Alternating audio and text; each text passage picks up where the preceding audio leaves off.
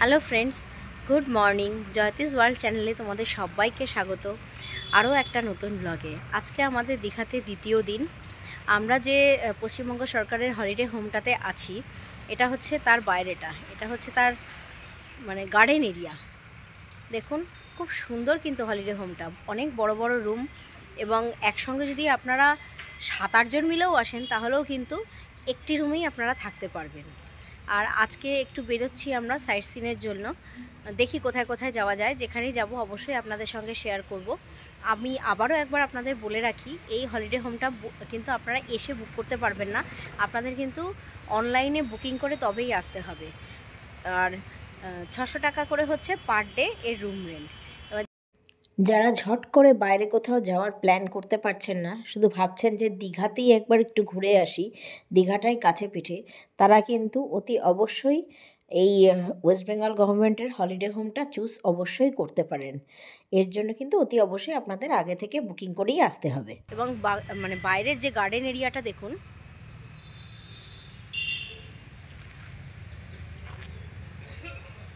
এটাও কিন্তু খুব সুন্দর, আশা করি ভালো লাগবে।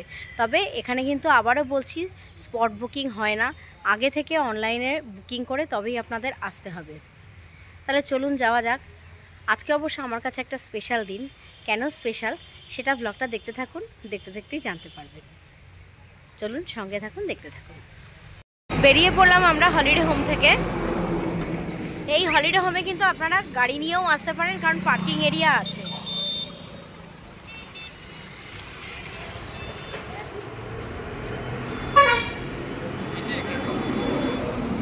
এই যে কর্তামশাই এখন টোটোর সাথে কথা বলছে সাইট সিনের জন্য।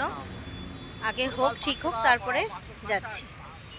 উঠে পড়েছি আমরা টোটোতে। ওইদিকে বসেছে কর্তামশাই আর ছেলে, এই যে এইদিকে বসেছি আমি আর বাবা।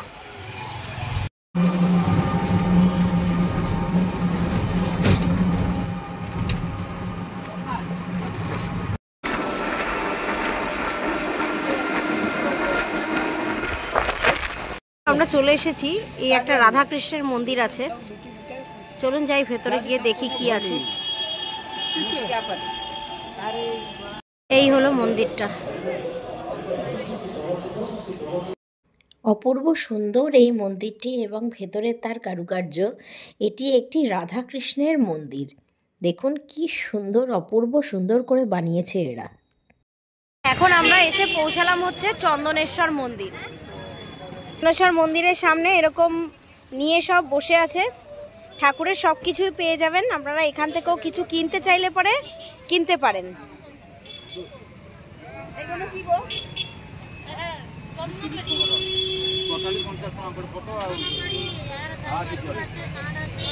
কত করে দাম গো?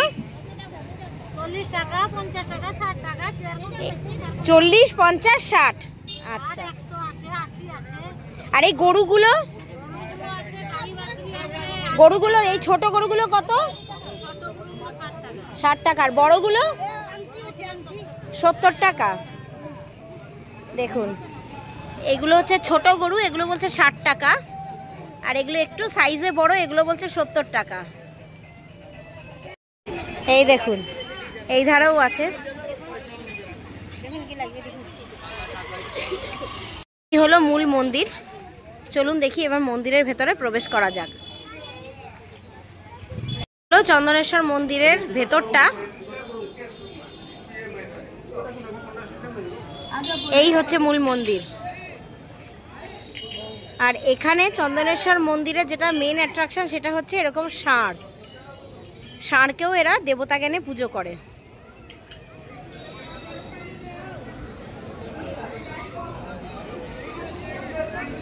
ওই যে আগে কর্তামশাই, ছেলে আর বাবা।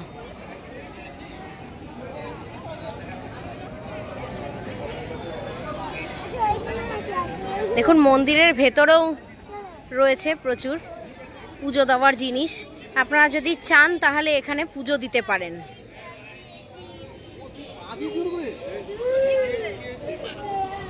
আর এইদিকে দেখুন, এখানে সবাই পা ধোয়। এটা একটা পবিত্র পুকুর বলে মানে এরা। এখানেই একটু পায়ে জল দিয়ে, গায়ে জল দিয়ে, গায়ে মাথায় একটুখানি গঙ্গা জলের মতন আর কি ছিটে টিটে দিয়ে তারপরে মন্দিরে প্রবেশ করে পুজো দিতে হয়। এই যে দেখুন গরুটা জল খাচ্ছে।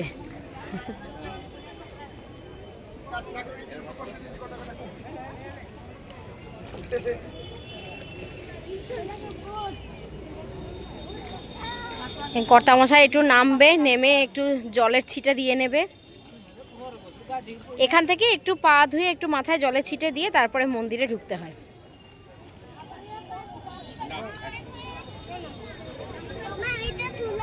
তুমি ধুলে না? ওরম ধুতে হয় না বাবা, একটু আমার মাথায় একটু দিয়ে দাও জলের ছিটা। আমি তুললাম না। হ্যাঁ ধুয়েছো তো, ওই তো জলের ছিটা দিয়ে দিল তো বাবা। চলুন তাহলে এবারে মন্দিরের ভেতরে প্রবেশ করি। এখানে আরেকজন দেবী আছেন, মা দুর্গা। দেখুন কত সুন্দর মাতৃমূর্তি। জয় মা দুর্গা। এই দেখুন ষাঁড়, এখানে প্রচুর ষাঁড় দেখতে পারবেন। বাবা মহাদেবের বাহন তো ষাঁড়, এখানে সবাই ষাঁড়কে পুজো করে।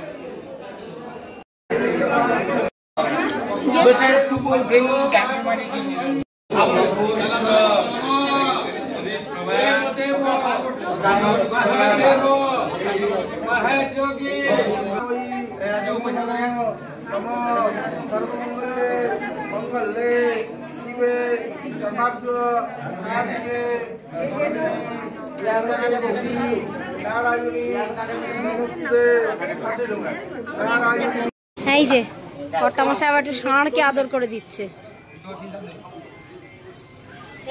ছেলে ভয়ে দৌড়াচ্ছে। এই বাবা এদিকে আয়।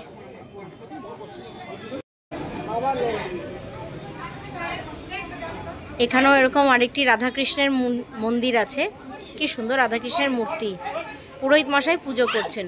শালগ্রাম শিরাকে কি সুন্দর মুকুট পরিয়ে রাখা হয়েছে। সত্যি এরকম কিন্তু রেয়ার দেখা যায় না। কি সুন্দর শালগ্রাম শিলাকে মুকুট পরিয়েছে।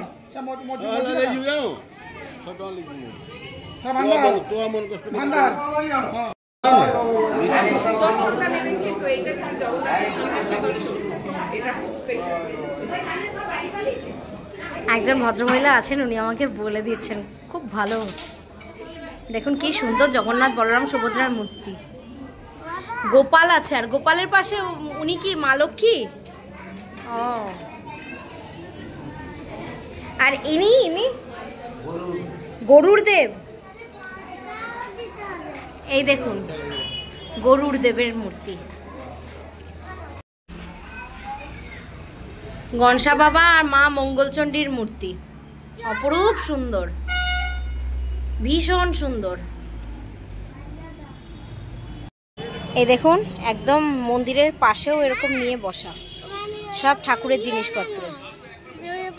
এটা হলো চন্দনেশ্বর মন্দিরের পার্কিং চার্জ, 20 টাকা। হয়ে গেল আমাদের চন্দনেশ্বর মন্দির দেখা। যদিও আমি আগে দেখেছি, আমার বাবা যেহেতু দেখেনি সেই জন্য বাবাকে দেখাবার জন্য একটু নিয়ে এলাম। এবারে আমরা যাচ্ছি হচ্ছে তালসারি বিচের দিকে। এখন আমরা পৌঁছে গেলাম হচ্ছে তালসারিতে। এবার একটু বিচের ধারে যাব। এখানেও এরকম বিচের ধার দিয়ে দোকান আছে। আর ওই সাইডটায় হচ্ছে হোটেলগুলো আছে। আপনারা তালসারিতে এসেও থাকতে পারেন, হোটেল পেয়ে যাবেন। বড্ড রোদ। মাছ দেখুন, আমি ব্যাক ক্যামেরায় দেখাচ্ছি মাছ।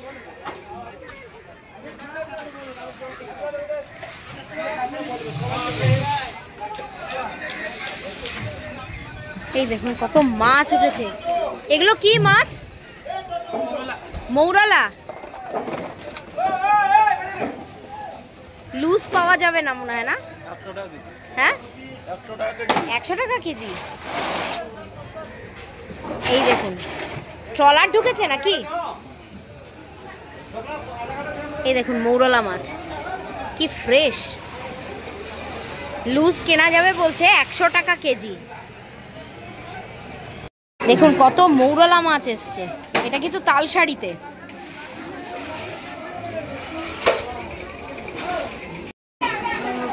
এই দেখুন কত মৌরলা মাছ এসছে।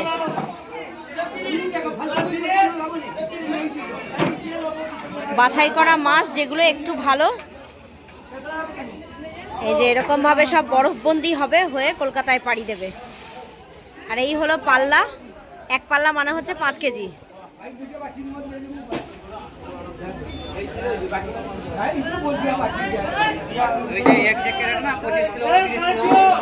পঁচিশ কিলো 30 কিলো হয়। এটা তো 5 কিলো নয়, এটা কত আছে? এটা 30 কিলো আছে। হ্যাঁ, পাল্লা 5 কেজি। এই দেখুন, এগুলো হচ্ছে শুটকি হবে, এগুলোকে বলা হয় ফিতে মাছ। দেখুন সরু ফিতের মতন দেখতে, ওই জন্যই মনে হয় এগুলোকে ফিতে মাছ বলে। এগুলো শুটকি হবে।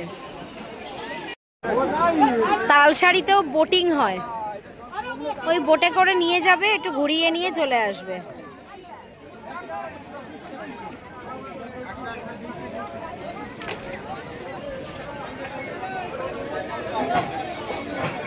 চড়া পড়ে গেছে, সমুদ্র অনেক পিছিয়ে গেছে।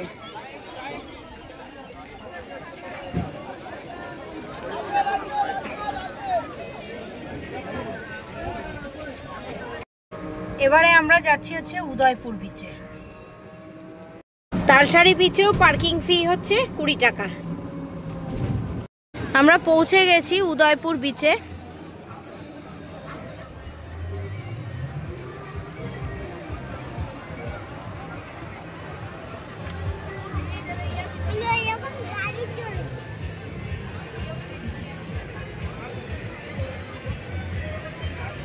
এখানে প্রচুর সি ফিশ ওরা ভেজে বিক্রি করে, আপনি এখানে বসেও খেতে পারবেন।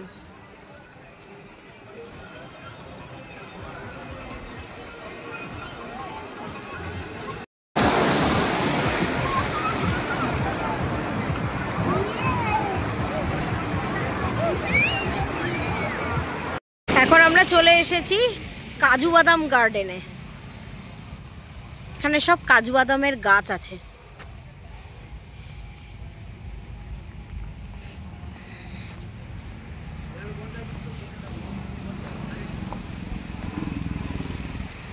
এই যে সব কাজু বাদাম গাছ, দুধার দিয়ে সারিয়ে দেওয়া কাজু বাদাম গাছ।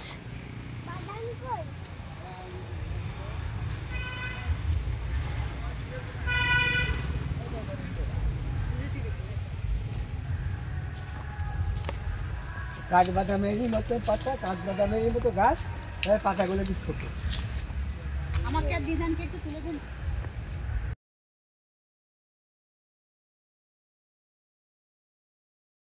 এক নজরে দেখে নিন কাজু বাদাম চাষ। এখানে কিভাবে কাজু বাদাম চাষ করতে হয় সেগুলো সম্পূর্ণ বিস্তারিতভাবে লিখে দেওয়া রয়েছে।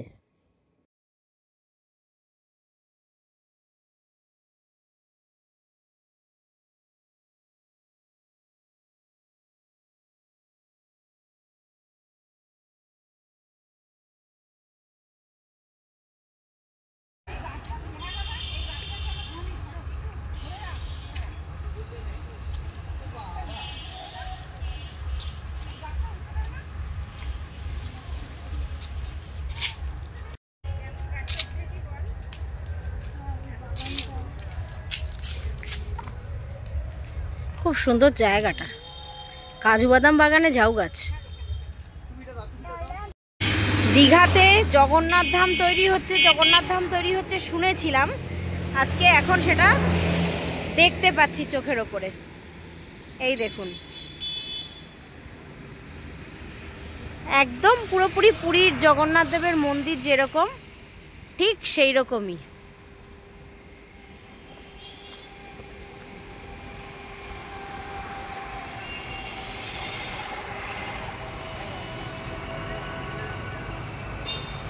এবং অনেকটা এলাকা জুড়ে।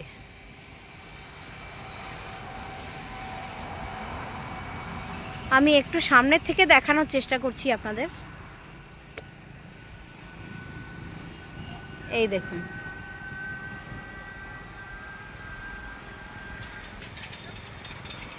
এখনো পর্যন্ত এটা আন্ডার কনস্ট্রাকশন আছে।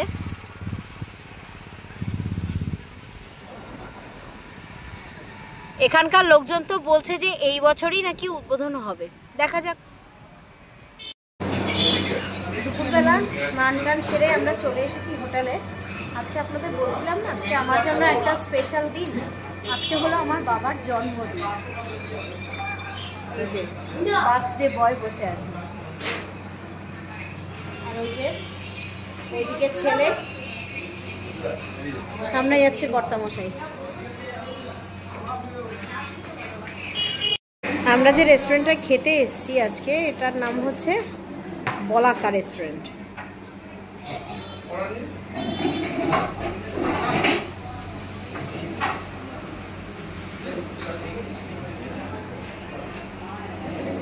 একটা খাবার চলে এসছে, এটা হলো চিকেন থালি।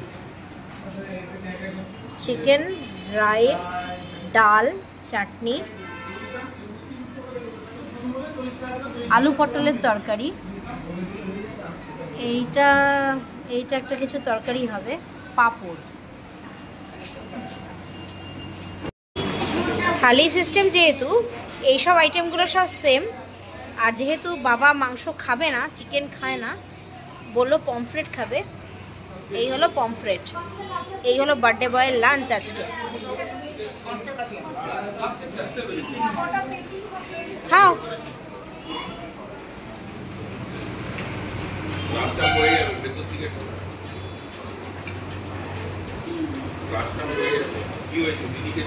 বেরিয়ে গেছি হোটেল থেকে। আজকে আমাদের লাস্ট নাইট, বাড়ি ফিরবো কালকে। আজকে এখন একটু সি বিচের ধারে গিয়ে বসবো, তারপরে হোটেলে গিয়ে আমার বাবার বার্থডেটা সেলিব্রেশন হবে। সবটাই শেয়ার করবো তোমাদের সাথে। চলো আগে যাই সি বিচে। এই যে দীঘাতে বাচ্চাদের মেইন অ্যাট্রাকশন হচ্ছে এই গাড়ি।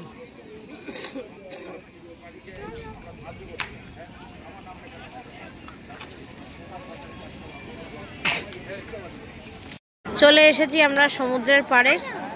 এখন একটু বসবো সমুদ্রের পাড়ে, সমুদ্রকে একটু উপভোগ করব, তারপর ফিরবো হোটেলে।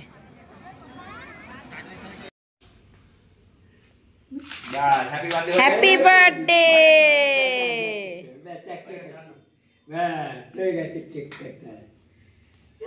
দাদাইকে বলেছো? দাদাইকে বলো happy birthday Dadai. Happy birthday. হ্যাঁ, happy birthday. Happy birthday to you, happy birthday to you, happy birthday dear Babai, happy birthday to you. চলো এবার বন্ধুরা, আজকে এই পর্যন্তই থাকলো। এই পর্যন্ত যদি ভ্লগটা ভালো লেগে থাকে তাহলে প্লিজ লাইক করবেন, শেয়ার করবেন, কমেন্ট করবেন, আর অতি অবশ্যই চ্যানেলটাকে সাবস্ক্রাইব করতে কিন্তু ভুলবেন না।